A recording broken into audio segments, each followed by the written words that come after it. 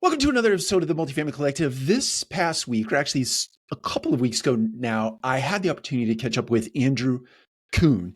And this was an interesting conversation in that he is an operator, not a new entrepreneur, but definitely somebody who's been in the space a few less years than I have. But anyway, from an operational perspective, from an entrepreneurial perspective, and building an organization. So it's a very fun conversation. Now, Andrew is a systems obsessed entrepreneur, an architect for those Culture Index or Myers-Briggs fans. He's on a mission to improve people's lives. He is the founder and CEO of Sunrise Communities, and his BHAG, for those of you who don't know what that is, it's a big, hairy, audacious goal, is to build a thriving organization where people matter.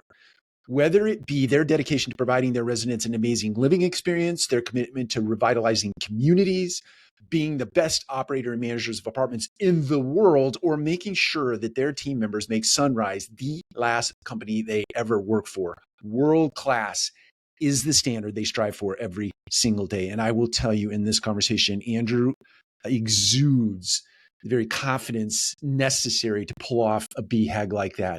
He is charismatic. He is thoughtful. He has great expression of his ideas. He surrounds himself with positivity and a great growth mindset. And you'll see that evidenced in the conversation that we have when he turns the camera a little bit. So stay tuned for that moment in time. So as it is tradition at the Multifamily Collective, I want you to find your favorite beverage. Today, it is Onyx for me.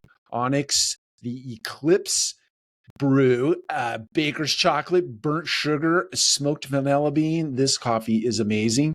I don't get paid to say that. I just love the coffee. Sit back with your favorite beverage and enjoy this wide-ranging conversation with Andrew Kuhn. Andrew, welcome to the show. Hey, thanks for having me, Mike.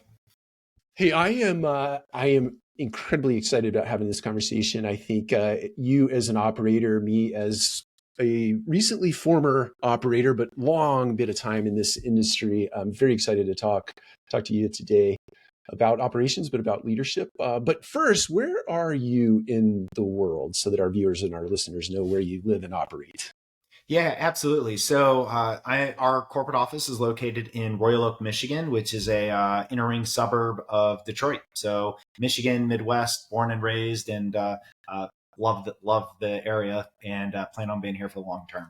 So I have to ask you, are you a sports fan? And the Lions, they seem to be resurging and coming back as a football team. Is that a fair question to ask? No, it absolutely is. So sports fan, somewhat. It's interesting. So I played college football. I do observe sports, but not a huge fan of sports. But I will say, being in Detroit with the Lions coming back, you can't help but pay attention much more. Dan Campbell, the current head coach, is kind of a gritty guy, for lack of a better term. And like, if I had to have one descriptor for the city of Detroit when I moved here, it is that word grit.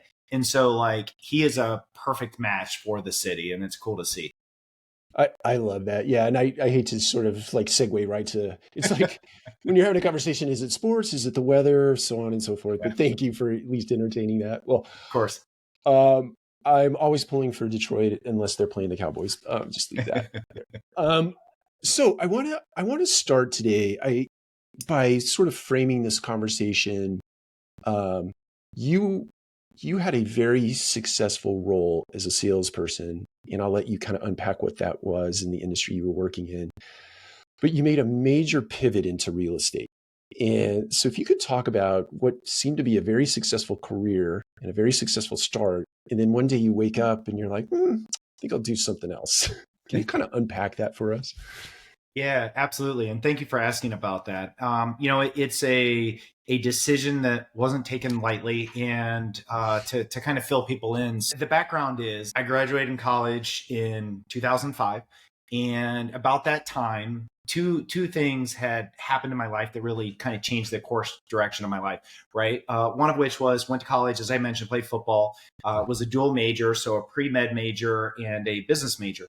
And at first I thought I was going to go into medicine.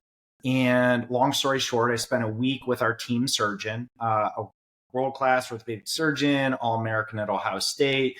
And, I had some experiences that week actually shadowing him, doing the thing, which I highly recommend people early in their career do or in their college, right, time frame do, the actual experience, realize that medicine wasn't what I wanted to actually do. But he had a sales rep in the room. And he worked for a medical device company, and he actually had a representative that sold the implants that were being put in, so knees, hips, that type of thing. And he was like, well, if you like medicine, you like science, you like business, this is a really interesting career. You don't have to go to medical school. You don't have to invest another $500,000 in another 12 years of your life, and you can be out in the real world making money. And, that was one of the really big influential things that pivoted me into a sales career immediately out of my undergrad, right? And so got into the medical device industry, built a successful career, 14, 15 years in medical device sales, and very successful rep of the year, all kinds of awards, all this stuff.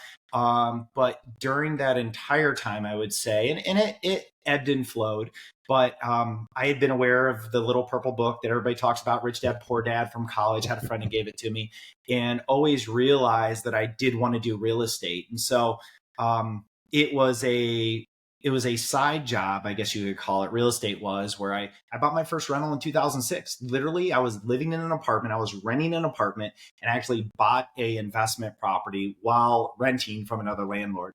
So I had a mortgage that wasn't even my own. And did everything you could wrong on that first deal. But yeah, so started in sales and was doing real estate instead of going out on the weekends in my early 20s to, bars and things like that. I was going to real estate seminars, and a house turned into several houses, which kind of, continued to snowball until eventually I worked my way out of that corporate career. But yeah, so it was definitely a decision that was a long time coming.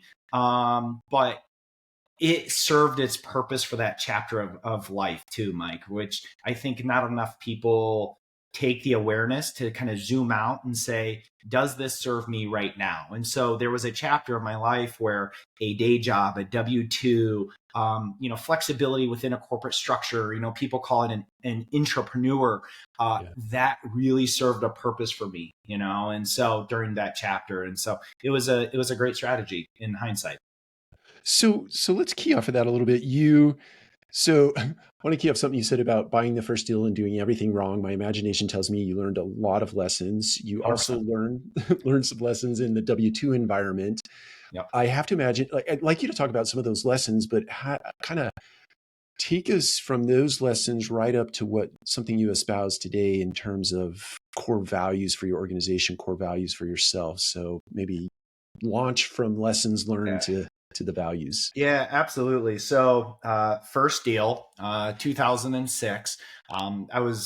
This was the last run up right before the 2009, 2012 crisis and crash. And basically prices were going up. And back then, you remember this, there were things called ninja loans, right? So no income, no job, the loans that you could literally just sign a paper and get a mortgage for. And I had purchased a house that someone was selling that I thought that I could wholesale or flip. So I literally got a 30-year ninja loan at 22 years old for an investment property that I was planning on selling in a very short period of time. Used credit cards to help finance the renovation.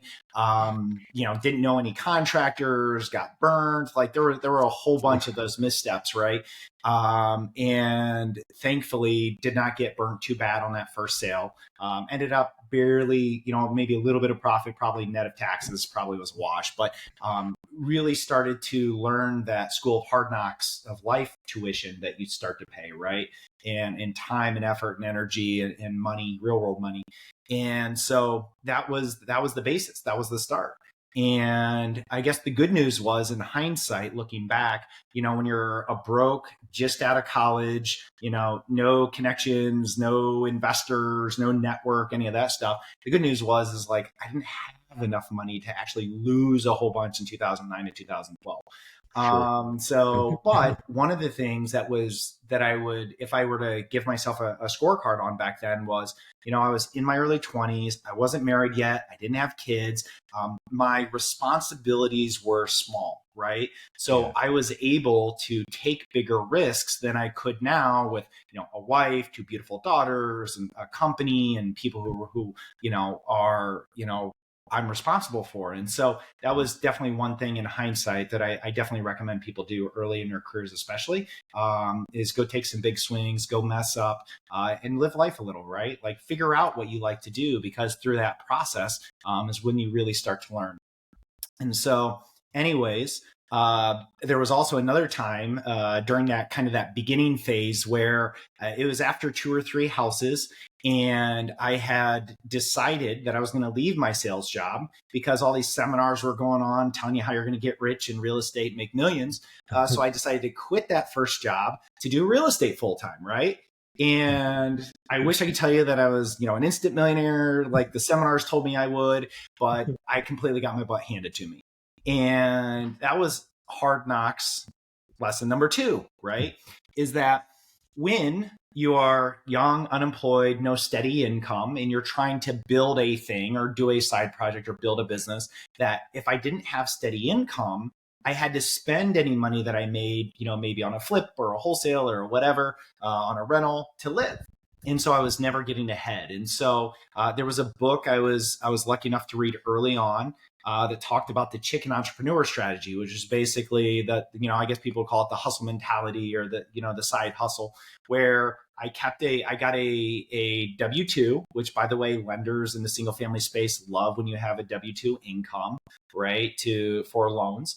And then I would work on the weekends and nights to buy and get the momentum going, the flywheel going, the momentum with the houses. And a house eventually turned into a couple of houses, which turned into a lot of houses.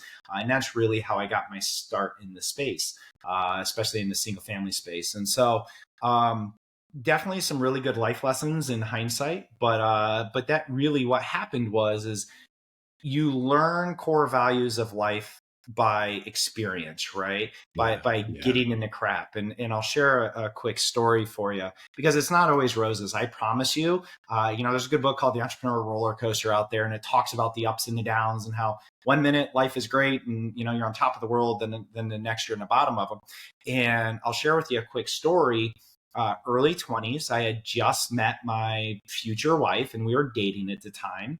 And I had just left corporate America to do real estate. And I went to meet my then girlfriend, now wife's parents for the first time. And her dad asked what I did for a living. And she's like, "Oh, Dad, you'll love him. He's an entrepreneur." And he looked at her and he goes, "Oh, so he's unemployed, huh?"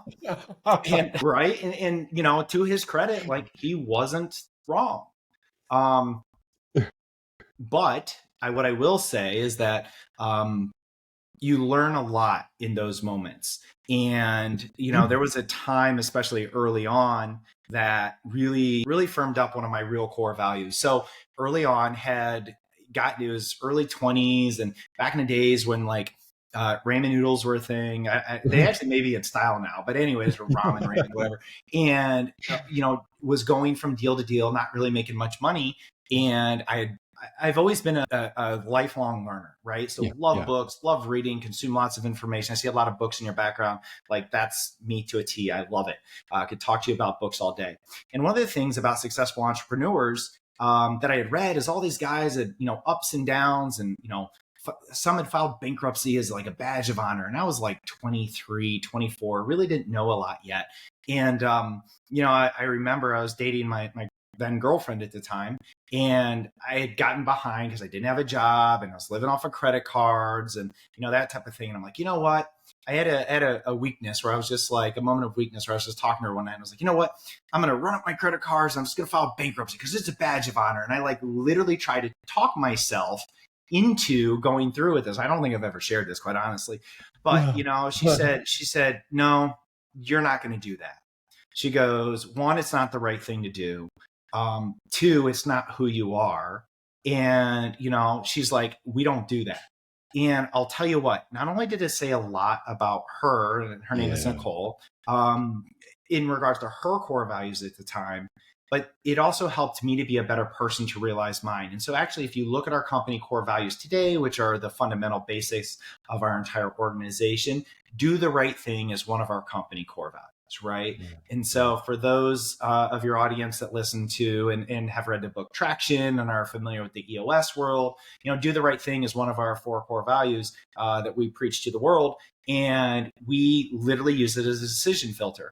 And in looking back, that was one of the earliest instances in my professional career, I could say, of doing the right thing. And long story short, to kind of catch you up, we ended up, just grinding and putting our nose to the grindstone. We did Dave Ramsey's envelope system, like with the little accordion in the envelopes. And it's so funny. We were talking about the other day because like we used to have $30 a month to go out to eat and dining per month when we were like in our early 20s. And I remember one time we got Thai food and it like took the whole thing. And I was so mad for the entire month. That went our whole dining envelope for the month. But like those are the ways you learn, Mike, right? That's and right. so That's right. when I look back, I was learning budgeting. I was learning right. the basics of financial analysis, right? Of spending less than I earn, of being thoughtful with how we allocate our funds, and being a good steward of money. And the great Jim Rohn, personal development speaker, a lot of people know him as Tony Robbins' original mentor and who gave Tony his start, talked about how are you supposed to be a steward of large sums of money if you can't be a good steward over small sums of money, right? Yeah. And so those types of things, those core values, when you listen to mentors and stuff, are really what will help guide you in your path. So Definitely.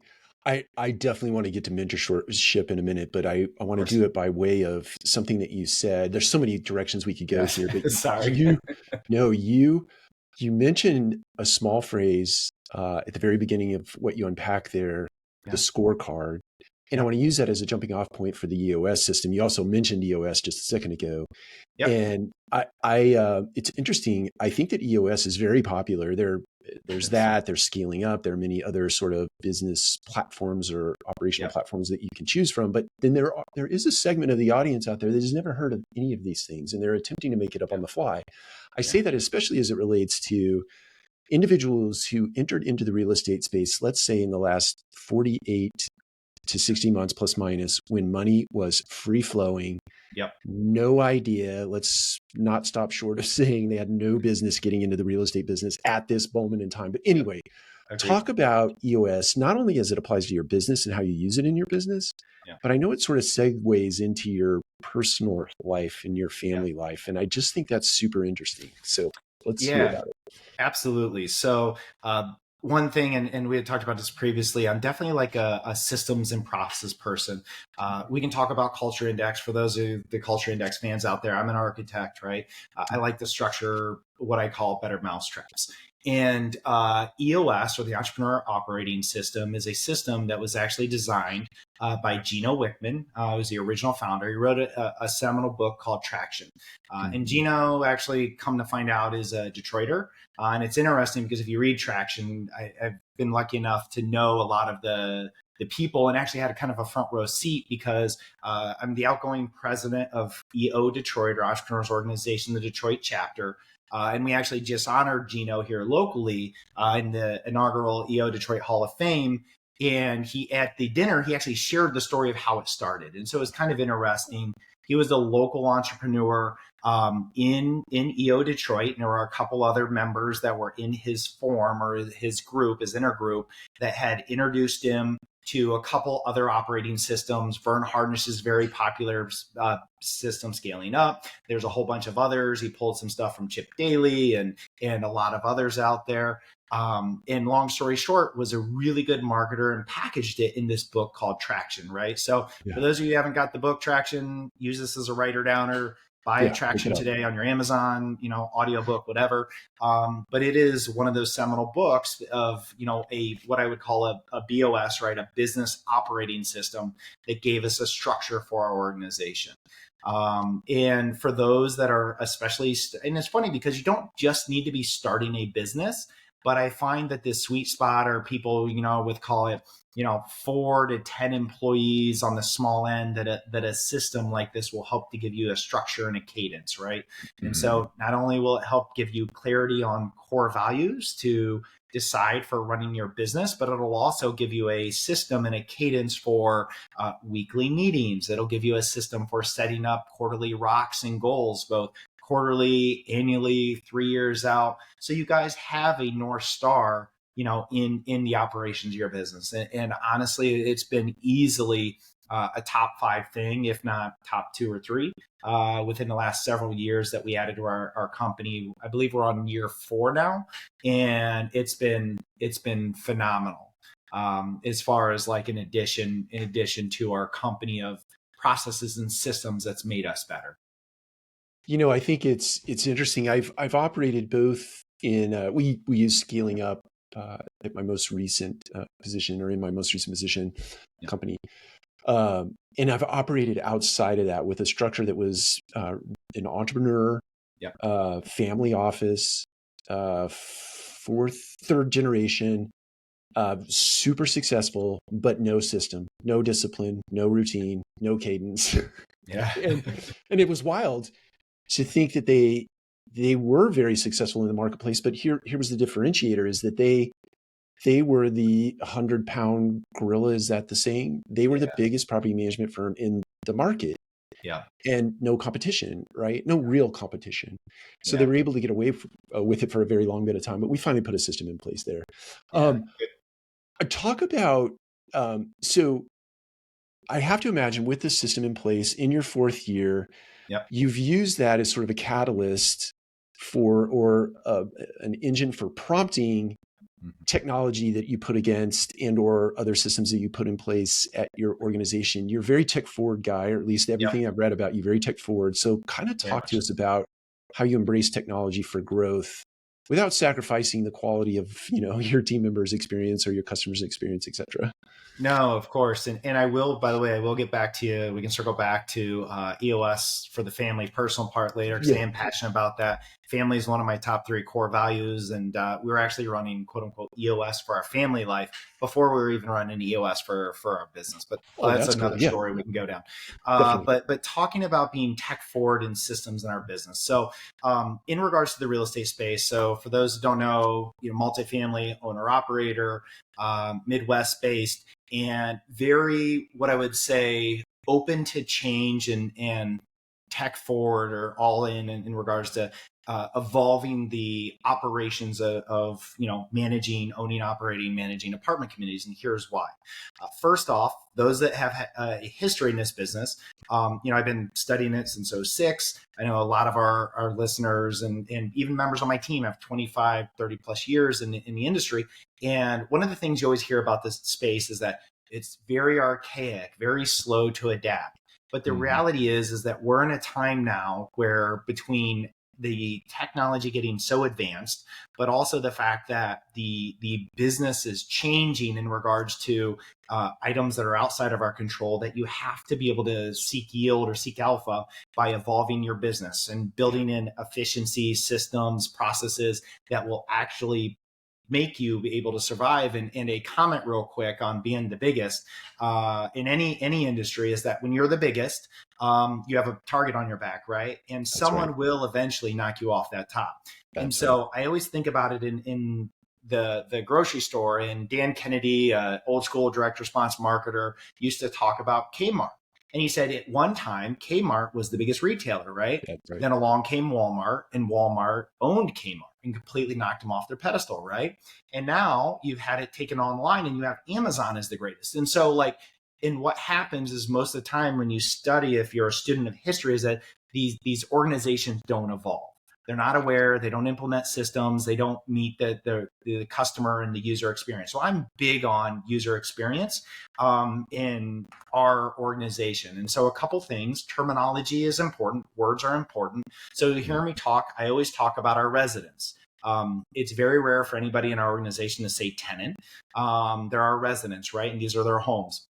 Also, in our organization, people are team members. Words matter. And so there's a lot of that you're going to pick up when we talk about this. So high level, we are a very tech forward, centralized operation. I believe in pulling the best of not only prop tech and in the apartment industry into the business, but also looking at other verticals within industries and pulling in best practices as well, right? Because at the end of the day, we're providing a service, we're offering a place for people to create and consider a home, a safe, secure home for them to live in, right? And we're extending credit of sorts and really creating a user experience. Now, our avatar or our customer has also changed, right? So we are past the time when baby boomers were the average, resident in an apartment community. We are now in this Gen X, Gen Y, millennial, where they grew up. And actually, my generation was really the last that can remember an analog and a digital switch over for how things were done, right? And so, but the average resident now grew up is, an Amazon baby. And so it's wild to think about it, but literally they're ordering something in the morning that they want or just had a thought for. They ordered on Amazon. It's at their apartment that afternoon, right? Everything is instant and everything's on their phone, right? If you can't communicate, like that is everything. And so the question is like, how do you exceed and at least meet that user experience and deliver it in your organization? And so, like I said, from a tech standpoint, we are very tech forward with Appfolio, leaning into their AI leasing bots, their internal programs for our internal team members, from smart maintenance. We have quite a few other programs that we also use as well from third-party vendors that we integrate into the API. And we're very aggressive in working with our PMS system as well and talking to them. What's your roadmap look like? How are your open source integrations going? Like, in really trying to be a champion for change to help drive this utilization. And it's definitely something you have to stay on top of. But we found that not only does it deliver a superior user experience, quite honestly, the engagement from our team is higher, and it attracts a certain sort of individual that wants to do something different in the industry rather than just the same old, same old. Yeah, I think you hit on something very important there at the very end. It's interesting. You have the same demographic that you're serving in terms of providing housing is the same demographic you are trying to attract into your business to do business with those individuals. 100%. And to your point about both of those, because they are the same, is that they are influenced by these big tech companies, right? Be it Apple, be it Amazon, be it otherwise, Airbnb, and it's like having everything on demand. Yeah. And if you're not serving your team members in that respect, Yeah. sure aren't going to serve your customers very well. Yeah. In that 100%. 100%. Right. And so like, our mission at our company is to improve people's lives. And the way I explain it to people is that, like, whether you're a resident of one of our properties or you're a team member in our organization, your life, our goal is for your life to be better because we cross paths. Right. And so that is like the optics that we look through, or the filter that we look through everything that we do. And because we know that money is an exchange of value, right? And so the more value that we can bring, the more successful as an organization we're going to be. So let's use that as a segue back to EOS with your family and you being a good steward of, a great wife in Nicole, two beautiful daughters that you mentioned. You show up every day as a dad. So let's talk about how you incorporate EOS to make sure that you're doing that. Yeah, absolutely. And also, when it comes to core values, I will say EOS as a business operating system has been important for our business, but it's been even more important for our personal and our family life. This was 6 years ago now. I was at an EO event, an entrepreneurs organization event, and another member had brought in a EOS implementer who had a core value that family was very important to him here locally in Michigan. And so he offered a kind of a free educational event where he had taken EOS, and this is before EOS for the personal life had come out, and kind of created a version of it called Purposeful Family Manager at the time. And it was basically the same system that was structured for your family life, right? And so for us, it was like an 18-month seminar where, we'd go once a quarter and we'd meet with other couples that were being very intentional on not only being a good husband or a good wife, but also good parents, and being very intentional on what our core values are, where we want to be in 1 year, 3 year, 10 years from now, and really being intentional about the life you want to create, right? And so it's been phenomenal. We actually, it's funny, my wife and I were talking earlier. I'm blessed enough that we work in the organization together, and she's our chief people and culture officer. And I said, hey, we haven't done our PFM weekly, which is also known as your level 10 or your L10 meeting. And it was just important because we have that cadence, right? To make sure that we're syncing on everything going on in our family, what we have to do that week, what our calendars look like for the next couple of weeks, but also the bigger things like what's our number one thing we're working on as a family, right? Like what's our goal? What kind of life do we want to live? The other benefit of that is you get very clear on your values. And I mentioned it earlier, but my top 3 values are family, health, and growth from a core value standpoint, right? And so I use that as a decision filter for every opportunity, every ask that comes my way. And it's easier to get me to say yes if the asks are in alignment with my core values. And because I can't tell you how many times it's like, hey, let's go do this or that trip. But if it's taking me away from my family, then it's a trade-off and it's not in alignment with my core values. And it's easy to say no when you have clarity on your core values and you live by it. Yeah, I think that is so true because there are so many things seeking your time and your attention these days. It is very easy to fall Horrible. victim to that. It Run is. after. It is. And so You, you've probably had, so I don't mean to cut you off. It's so good. I want people to hear this. People talk that you can either, you basically can only choose 2 of the 3 between family, yes. work, and scene, right? And so like for me, this chapter, I've got a 7-year-old and a 4-year-old. I love being a father. I love being an active husband at this chapter in their lives. And so like, those are my 2, and so all that scene stuff, and especially a lot of the, hey, come to this business meeting or that conference or this mastermind. Like I got intentional and got rid of a lot of them, except for I have one for being a dad. It's called Front Row Dads, where the actual mission statement of it is family men with businesses, not businessmen with families. And right. And it just talks about the intentionality of putting that first and showing up fully. It's actually really great because it's a lot of very successful business people that you would know. A lot of them are public figures, but like the rule is you're not allowed talking about business. It's kind of like Fight Club, right? Like things you don't talk about Fight Club. But anyways, and so those are the types of things that I invest in, right, to show up fully. Definitely. It is just so I'm going to link Front Row Dads up in the show notes. Is that local to Detroit or is that a national? No. Yeah, good question. So it's a national group. They do have some international members. It's actually based in Austin. A great guy named John Vroman from the Cutco world. And actually, now that we're bringing it up, there's a whole Cutco crew from there, of which, again, so Hal Elrod from the Miracle Morning. There was a whole group of guys you probably are aware of in that world, including my good friend John Rulin, who recently passed, which just crushed all of us. He was actually one of the Front Row Dads, and that's actually how I originally met John. Oh, wow. Wow. I did not realize he had passed. That is news to me. Yeah, the giftology guy, which, by the way, for those of you, if you want to learn something great about gifting, and I got a great story about John there, but and why when we give gifts to our members, I don't ever put our company logo on them, was because of John Rowland in the giftology book. So for those of you looking at strategic gifting, it's definitely another good read worth investing in.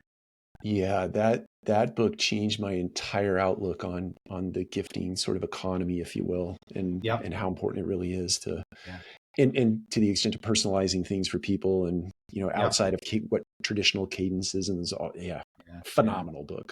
Phenomenal. Absolutely. Let's if you don't mind, this is kind of an awkward ask, but as it relates to your values, I think that there's like you live in your values, but then you're I don't like the word striving so much, but you're pushing your boundaries. You have something hanging in your office. If you don't mind twisting your camera, that'd be awesome. Yeah, of course. So this goes to environment and the importance of environment. And it's so funny. My wife and I were talking about all my quirks the other night. One of my quirks is that I'm super intentional about environment. Like you with books, learning is important to me, and I make sure to put both visual cues up that are reminders of my values, but also books everywhere. Same thing in our house. Books are everywhere. So I'm going to show you a couple things, and you're talking about core values, getting outside your comfort zone. So right there in the wall. We'll see right here. It says your comfort zone will kill you. It's one of the things I keep to remind in my office. I'm actually going to show you some more. I didn't show you this before. But if we turn it even more, Oh, look at that. I've got even more over here. Do what is right, not what is easy, right? Suffer the pain of discipline or suffer the pain of regret. If your dreams don't scare you, they aren't big enough. Like I'm all about being intentional with my environment, right? And so there, everything I do, you'll find there's usually a reason or a strategy behind it, and making yourself in an environment that is conducive to both doing your best work and making you in alignment with your core values. That's just another example. That is phenomenal. It just I love that, and thank you for doing that. That's not Yeah. not traditional in a podcast, but and for No those of worries. you who can't see this and you're listening, you might have to tune into the YouTube version. But Yeah. the it brings to mind there are lots of authors that have said this, but I think James Allen is the one that comes to mind. As a Man Thinketh is the one that comes to mind most readily for me. But it's like if you're not controlling this yourself through visual cues, through your own oratory, all those sorts of things. Everything. Yeah. The environment will control it for you if you are not controlling it. And it manifests, whatever you're thinking manifests itself. 100%.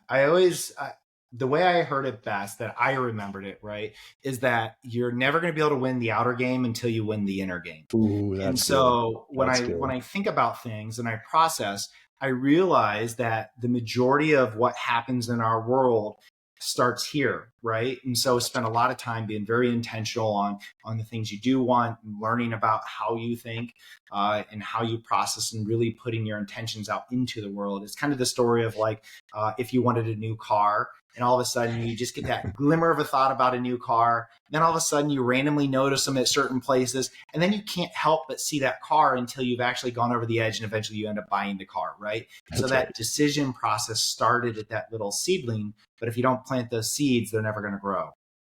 Yeah, that's right. Let's talk about that as it relates to sort of watering those seeds and nurturing those seeds. So sometimes, I mean, there are things that you put out into the world that you believe in your heart of hearts are the right things, the best intentions, and so on and so forth. And you sometimes run up against a little bit of a sort of not a roadblock, but let's call it a roadblock for sake of conversation.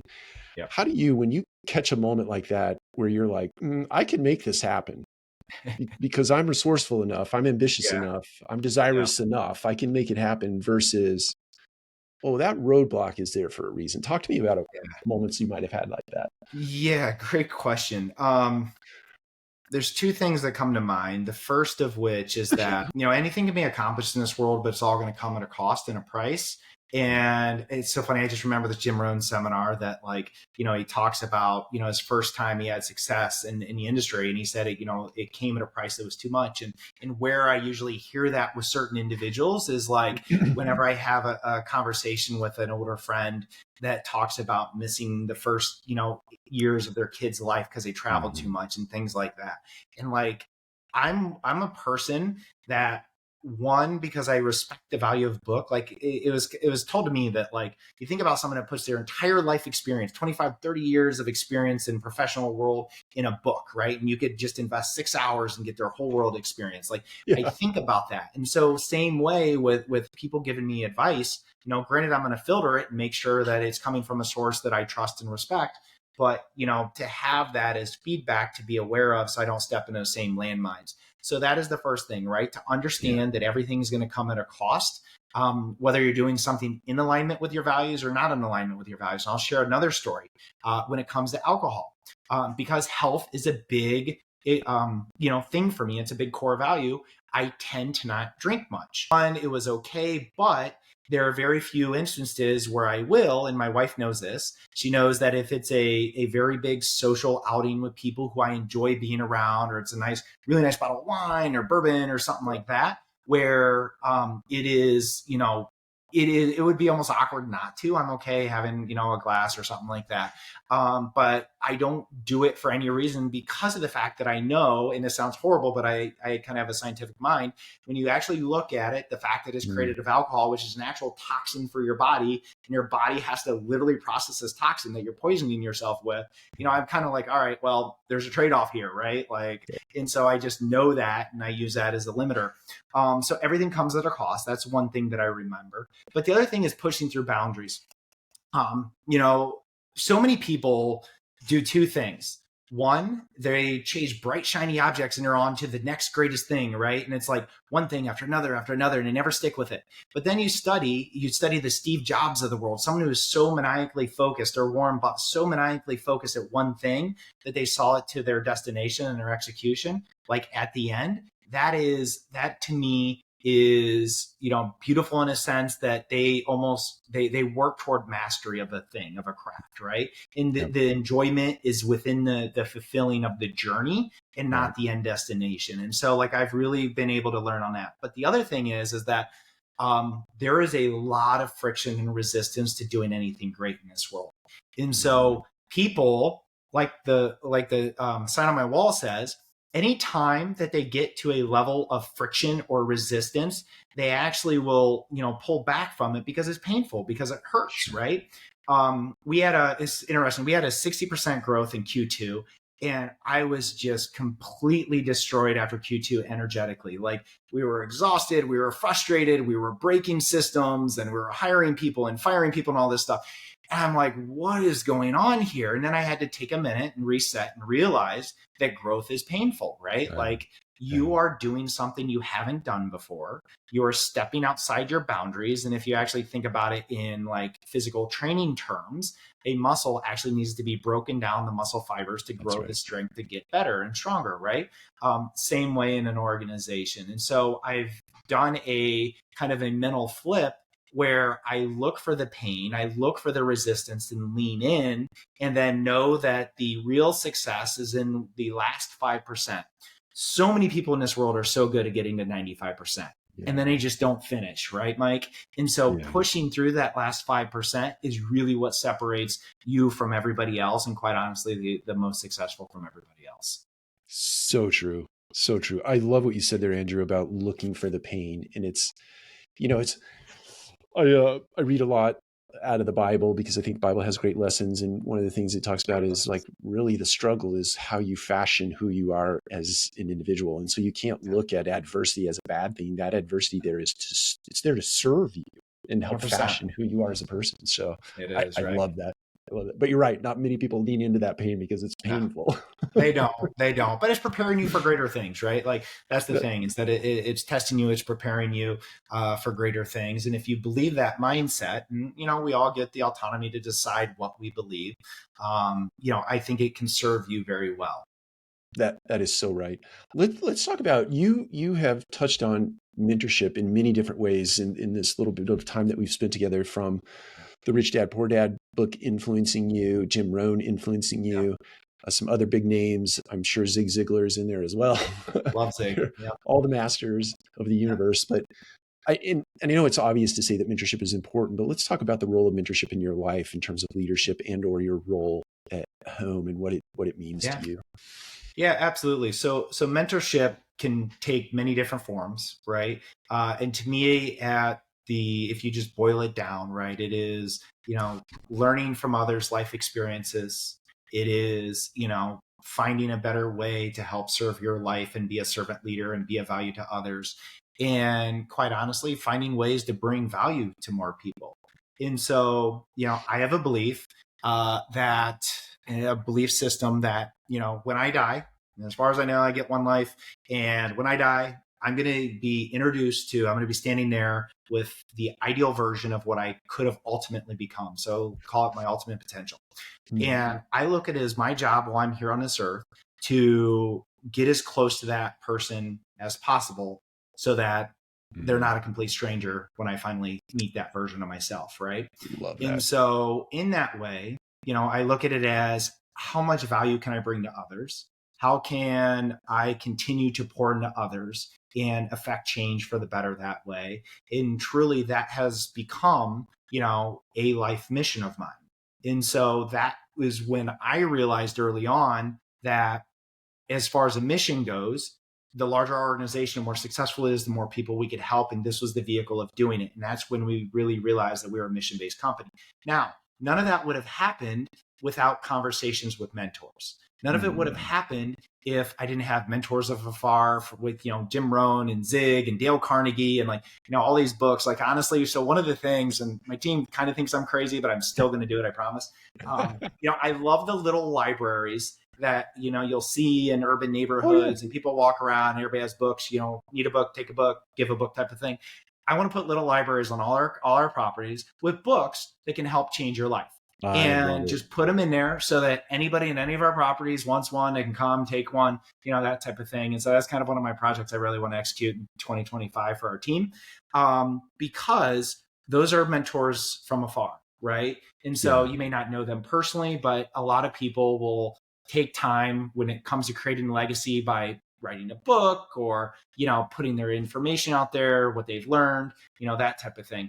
Also, finding people in your industry, both personally and professionally, that are a little bit farther ahead of you in life's experiences that you respect and want to be like, and taking them out to coffee, taking them out to lunch, finding ways to be of value to them. Don't be a taker and just come from them and ask what you can get from them, right? Go and find ways that you can bring value to them. When I realized that if you walk through this world and you just interact with people trying to figure out how you can bring value to their lives, that you'll have everything you need, kind of the whole Zig Ziglar, right? That's quote. Right. That's right. It completely changed my world. And it's funny because you can hear it, but until you actually do the thing itself, it will never really resonate with you. It'll never really truly make sense outside of conceptual form in your mind until you actually do the thing. And so leaning into mentorship has been, immensely valuable to the person that I've become, and evolved to over the last couple of decades. I want to segue based on the remark you just made to talking about teaching as a kind of a way of learning. But before, I'll make a remark, Mark, and then a question. Yep. So I think there's a lot of joy in mentorship in that you can make your way through life without making a lot of the mistakes that other people made. Yep. But there are those moments in time where you just believe in your heart of hearts that your way of doing said thing is the way to do it. Yep. And I've often looked at mentorship as the way I've described it as the sandpaper in my life, in that I expect those people sometimes to show up and just, punch me in the nose, punch me in the gut, or be sandpaper and say, look, you do that, you're going to have a scar. How do you, what is innate in you that says, okay, mentor, I hear you. Yeah. I don't like what you're saying, but I'm going to follow that advice, or you don't. Yeah, good question. So I'll answer it both from the mentee and the mentor side, because I've been lucky enough that I've had some individuals that I've mentored myself. First off, from the mentor side to the mentee. So when I'm giving advice, I never do things for people, but I show them a way that they can do it for themselves. And so what I mean by that is I will give book recommendations. I will give things that have worked for me and do examples and share. And then I will see if they have the fortitude and the self-propelling mindset to go out and do it for themselves. And those who do, I will continue to come back to them and pour into them time and time again, if they will do for themselves. So that is one thing from the mentor side that I think is very important. When you're asking for advice, I've also realized that it is very difficult to ask someone for advice that resonates with you that is too far away from where you are as well. And so, if you're you have 200 units and you're talking to a guy with 30,000 units, it's been so long since he remembered in your position. The world has changed, the market has changed, all these things. And so the advice may not be valid. And so what I have found that works best is when going with mentors on my side, I will actually bring an issue I have to them and say, here's what I'm struggling with. Here are the things I've tried and I'm not getting the results. What are your thoughts on that and how I can do differently or overcome? And so that has been the most useful advice from a mentor mentee. Now, it doesn't necessarily mean, to your point, that I'm going to automatically accept what advice they give to me as truth, right? Yeah. Yeah. Um, I'm a big trust but verify kind of person. Sure. And the reason being is because, someone could give you advice that may have worked in their experience, but your dynamics may be different and it may That's not right. work. And so I'm all about, listening to that, information, processing it and testing it to see if it works. But I don't always 100% take everything they say as gospel either. Yeah, that makes sense. Wise advice. Like I said, sorry, I get a little deep on this stuff, but like I said, I'm very, the way my brain works, and I've come to terms with it in regards to culture index has been super helpful in that. Just the way that I process information may be a little bit different. So if you ever Yeah. need me to double click on stuff, let me know. No, I love this stuff. I think I could talk to you all afternoon, and if we got off on a tangent with books, it'd be over. So it'd be the longest Yeah, podcast in the right. history of podcasts. So let's segue to teaching and learning. Like, what really lights you up about teaching other people the systems and processes, disciplines, and routines that you've learned in your lifetime? Yeah, good question. So when it comes to teaching others, I think the thing that really excites me the most is, quite honestly, at this point, helping others when it comes to family life, quite honestly. Because I'm still learning in a multifamily space. And quite honestly, I'm still learning in every space, right? Like Sure. it's kind of the older you get, the more you learn, you realize the less you know. That's right. And so as I process that, but what I have found is that if I can help lean into others, and honestly, I like to find someone who is just a little bit ahead of me, right?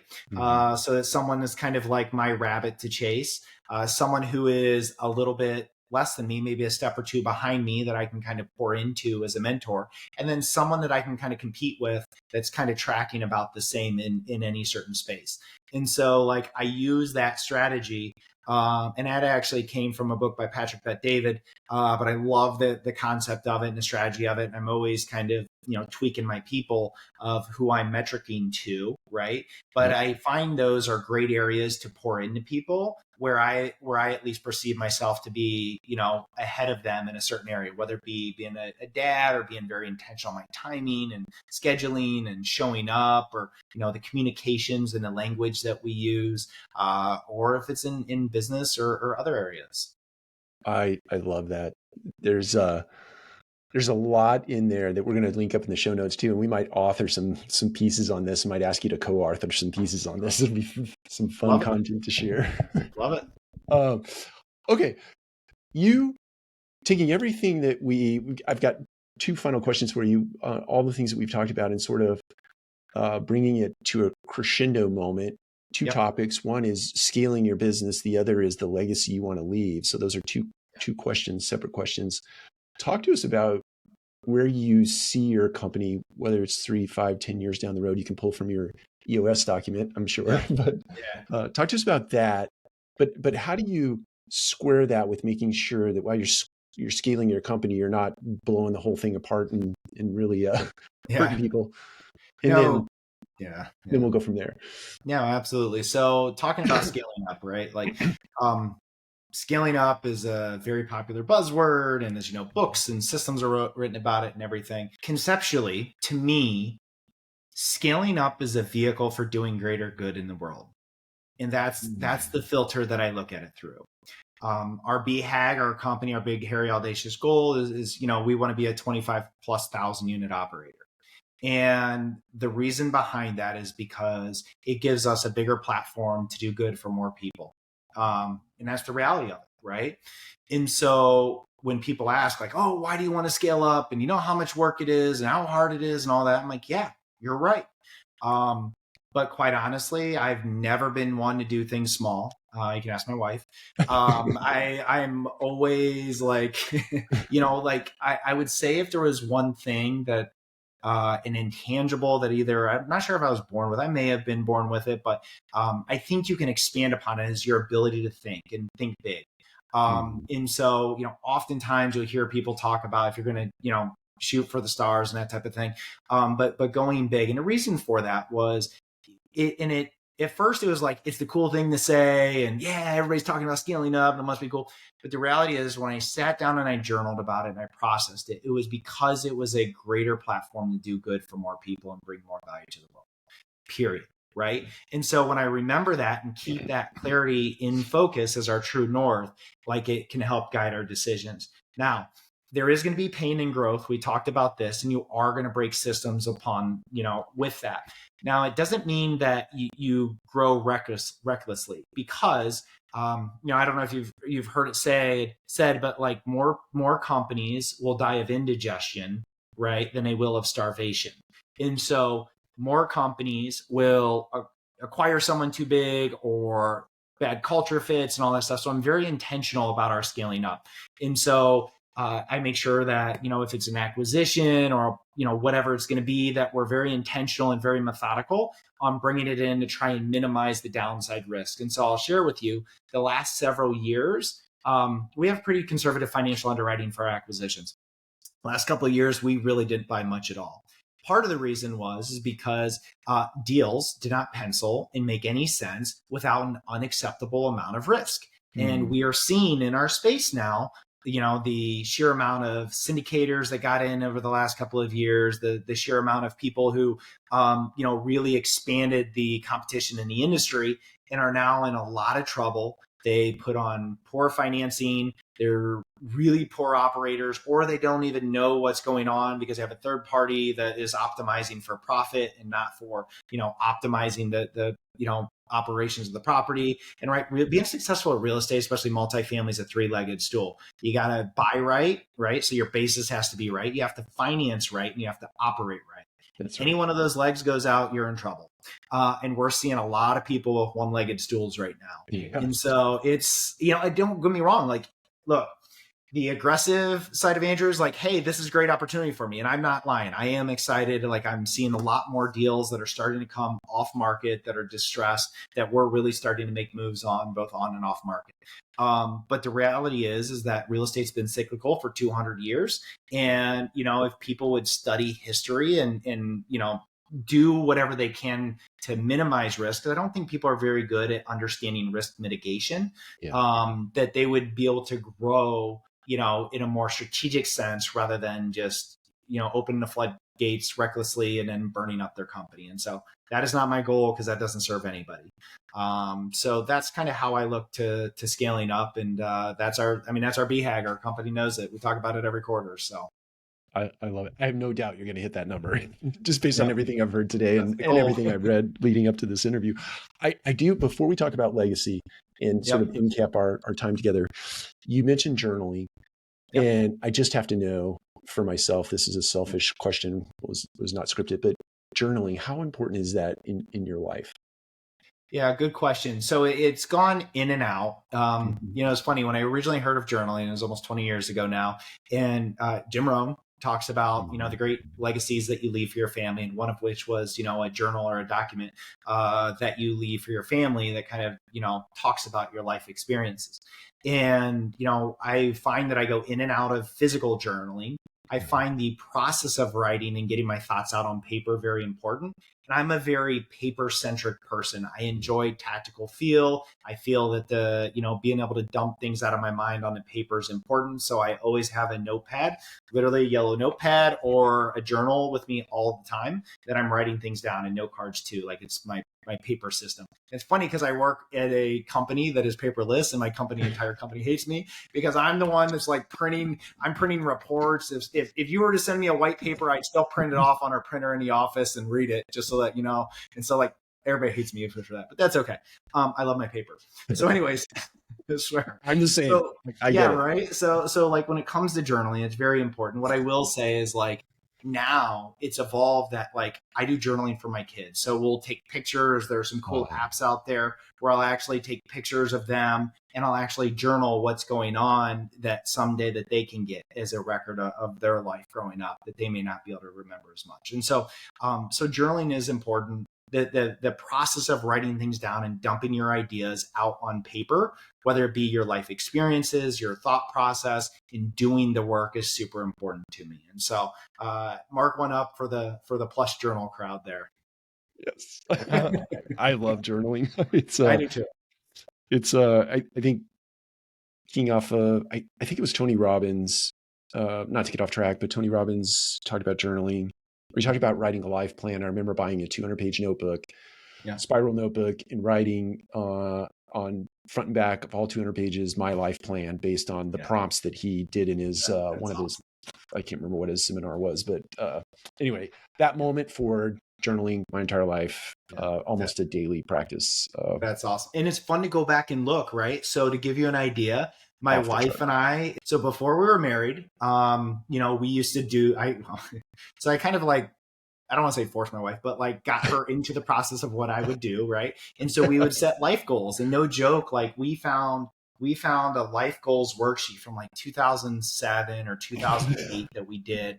And we looked awesome. and a lot of those were crossed off, right? That we had done subconsciously through time because we had put it out there, we had put it in the universe and in the paper, and we had worked towards it, subconsciously or otherwise. So it's really cool to see things like that you can go back and realize later on too.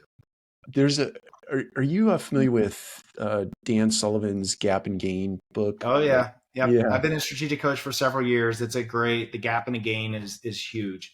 And who, right? The concept of who, not how. Like those are what we're constantly asking. Who's the, I need the right who. Is she the right who? So the right person for the seed.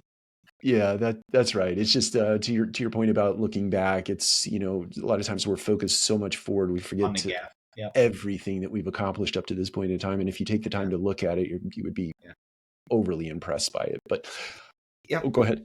No, and actually one other thing I do want to bring up, because like, I don't want people to think that this is all roses. I will say, when you are hardwired like I am, this just comes to knowing yourself.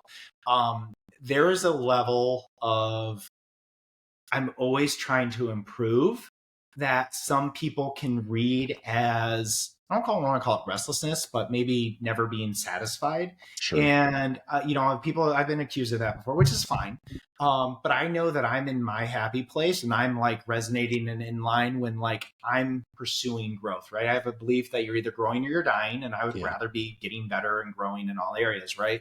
And so, and working toward improvement. And so, but the magic is in being able to see in the future and live in the future, but also being able to stop in the present and enjoying the gain and looking around and taking it for what it is. Because from everything I've learned, and I may be proven wrong someday, but from everything I've learned, that like the journey is the destination, the journey is the win, the journey is the treasure, all that stuff. So like, if you don't take those moments to stop and look around and be like, we're going to talk about that time where it was just the two of us in our first office and we were in an apartment. I remember my first office was like a 1-bedroom apartment in one of our apartment communities, Harvard House 107, unit 107 was our apartment address, that we had our office in. And like my maintenance storage closet was the bedroom, and we had to set up shelves and like, like that is part of it. Right. And it's funny because like in the moment you're like, man, this is horrible. But the reality is you're going to look back and you're like, those were the good old days where, we used to have to do all this. And so like, really enjoying it for what it is. That gap and gain principle has been really, really helpful. And I hope your other readers do go look it up, because it is a great framework, right, to look at life. We'll link that book up as well. It was a fantastic quick read too. They're great storytellers over there. Yep. Okay. So leaving your legacy, you often talk, things I've read, things I know about you, people I talk to about you, you're very big on the idea of leaving a legacy. So to end cap our time together, before we tell people where they can find you online or otherwise, talk to us about what legacy means to you. Yeah, sure. So it's funny. By the way, I'm going to put a disclaimer out. It is okay to hold two conflicting views at the same time, right? So I'm going to let people know that, because I want them to understand. Alex Hormozy, who's a newer business guy you may hear, talks about legacy. And he talks about, if you zoom out on a far enough timeline, there is no legacy. Because if you go out 5,000 years, you're not going to hear anything, right? And from a factual statement, yes, that is true. But the reality is, or I should say, and the caveat to that is, if you scrunch down the timeline, right, to a couple 100 years or 100 years, the people that you meet, the change that you can affect, And the legacy that you can leave for others will ripple for a long time. Mm-hmm. And it may not be a name on a building. It may not be an endowment fund that you leave for whatever, those types of things that people want to do to immortalize themselves. But like, if I can show up every single day and I can improve someone else's life, if I can bring them a piece of value that may have changed their life, a book recommendation, that type of thing, that to me is leaving a legacy that will be any name on any building, any scholarship fund, any of that other stuff. I mean, yeah, that's great too. And quite honestly, we do plan on being able to create financial wealth and I guess you can call it a sort of legacy, both for our team members here, because we are creating a program where our team members can actually invest in properties and create financial freedom for themselves, but also use it as a vehicle to create a foundation that will eventually fund causes that we feel are near and dear to us. But at the end of the day, I think the legacy in the bigger picture is truly just bringing value and showing up consistently and trying to figure out how you can bring value to the others around you.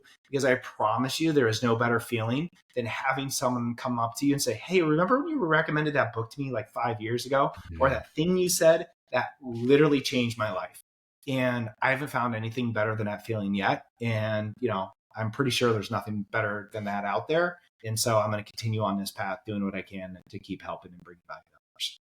Well, for whatever it's worth to you, I think that you're on a fantastic path, a great trajectory. To speak to your point, I bought the book. I'm reading it on the airplane tomorrow when I head to Las Vegas, and I've taken 4 pages of notes just during the course of this interview. So great job.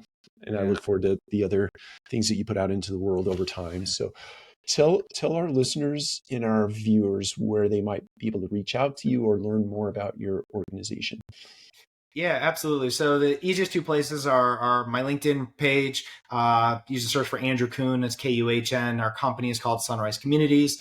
You can find it there, as well as our website, our company website, gosunrise.com, GOSUNRISE.com. Super easy to spell. And yeah, those are probably the 2 easiest places to find me. Apparently, like you said, it's easy to find me. So Google, I'm sure will come up. Hopefully it's good.